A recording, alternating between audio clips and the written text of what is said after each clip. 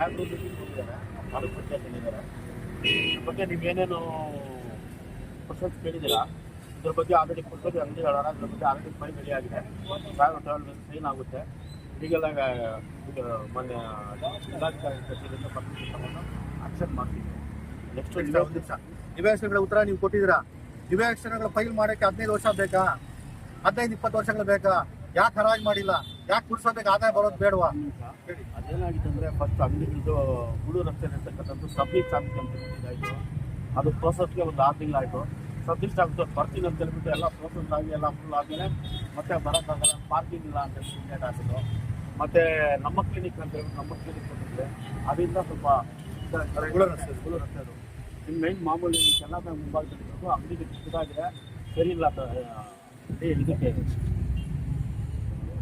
ತಾಂತ್ರಿಕವಾಗಿಲ್ಲ ಅಂತ ಹೇಳ್ಬಿಟ್ಟು ಸ್ವಲ್ಪ ತೊಂದರೆ ಆಗ್ತದೆ. ಹರಾಜು ಮಾಡಿ ಸ್ವಾಮಿ ಬರ್ತಾರೆ. ಇವಾಗ ಹರಾಜು ಮಾಡಕ್ಕೆ ಹರಾಜು ಮಾಡಿ ನೀವು ಹರಾಜು ಮಾಡಿ ಪುರಸಭೆಗೆ ಆದಾಯ ತರ ಮಾಡಿ ಆಲ್ರೆಡಿ ಮಾಡಿದ್ದೀನಿ. ಆಲ್ರೆಡಿ ಫೈಲ್ ಪುಟಪ್ ಮಾಡಿ ಕೊಟ್ಟಿದ್ದೀವಿ. ಸಿಗ್ನೇಚರ್ ಪರ್ಮಿಷನ್ ತಗೊಂಡು ಮತ್ತೆ ಇಲ್ಲಿ ಸುವರ್ಣ ಅಂಗಡಿ ಮಾಡ್ಕೊಂಡಿದ್ದಲ್ಲ ಅಲ್ಲ, ವಿದ್ಯುತ್ ಎಲ್ಲ ಏನಪ್ಪ ಅಂಗಡಿ ಒಂದು ಕ್ಯಾಮ್ರಾನ ಒಂದು ಲೈಟ್ ಎಲ್ಲ ಶೌಚಾಲಯ ಇಲ್ಲ ಸರ್.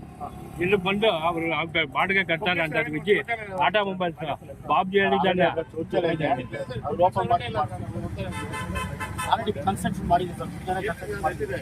ಮಾಡ್ತಿದ್ದೀವಿ ಅದು ಓಪನಿಂಗ್ ಆಗಬೇಕು. ಮತ್ತೆ ಬಂದ್ಬಿಟ್ಟು ನಿವೇಶನ ರೈತರು ಆಲ್ರೆಡಿ ಪಟ್ಟಿ ರೆಡಿ ಆಗಿದೆ. ಅದು ಆಕ್ಷನ್ ಮಾಡ್ತಾರೆ, ಅದು ಕ್ಲಿಯರ್ ಆಗುತ್ತೆ. ನಿವೇಶನ ರೈತರ ಪಟ್ಟಿ ಎಷ್ಟು ಜನ ಆಗಿದೆ ಸರ್? ಅದು 325 ಇದೆ. 325 ಕಾಯ್ದೆ ಮಾಡಿ ಪುನರ್ ಪರಿಶೀಲನೆ ಮಾಡಿ ನೀವು ಸೂಕ್ತರಿಗೆ ಅರ್ಹರಿಗೆ ಕೊಡಿ.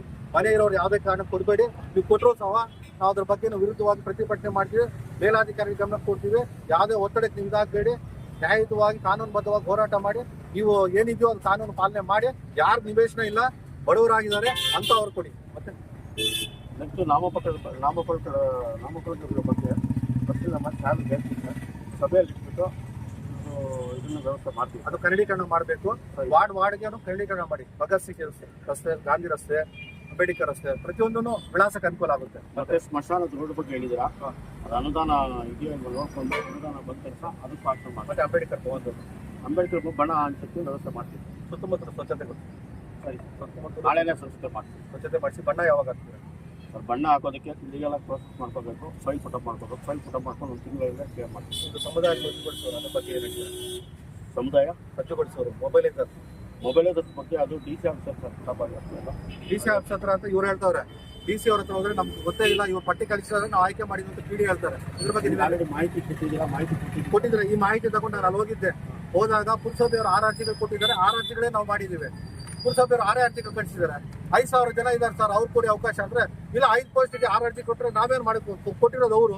ನೀವು ಪತ್ರಿಕೆಗೆ ಯಾಕೆ ಹಾಕಿಲ್ಲ? ಸಮುದಾಯಗಳು ಸಜ್ಜುಗೊಳಿಸಲು ಹೋದ್ರೆ ಖಾಲಿ ಇದೆ ಅಂತ ಅಲ್ಲ, ಪತ್ರಿಕೆಗೆ ನೀವು ನೋಟಿಸ್ ಮಾಡ್ಬೇಕಲ್ಲ ಸರ್. ನಾವು ಫೈಲ್ ಆಯ್ಕೆ ಮಾಡಿರೋದು ಎಲ್ಲ ಪ್ರೋಸೆಸ್ ಎಲ್ಲ ಅಲ್ಲಿಂದಾನೇ ಆಗಿರೋದು. ಅಲ್ಲ, ಬಾಗೇಪಲ್ಲಿಂದ ನೀವು ಪಟ್ಟಿ ಕಳಿಸಿರೋದು. ಪಟ್ಟಿ ಬಾಗೇಪಲ್ಲಿಂದ ಹೋಗಿದೆ. ಅದ್ರ ಬಗ್ಗೆ ನನಗೆ ಗೊತ್ತಿಲ್ಲ. ನಾನು ಮಾಹಿತಿ ಕೊಡ್ತೇನೆ.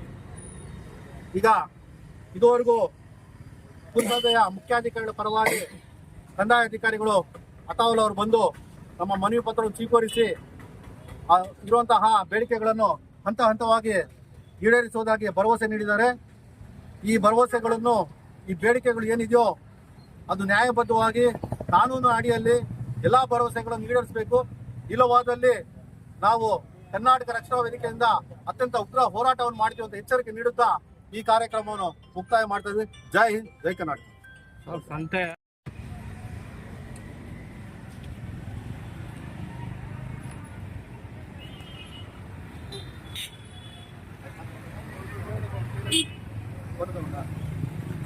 ಈ ಬಗ್ಗೆ ಪುರಸಭೆ ಮುಖ್ಯಾಧಿಕಾರಿಗಳು ಬೇರೆ ಒಂದು ಸಭೆಗೆ ಹೋಗಿದ್ದಾರೆ ಅಂತ ಹೇಳಿದ್ದಾರೆ.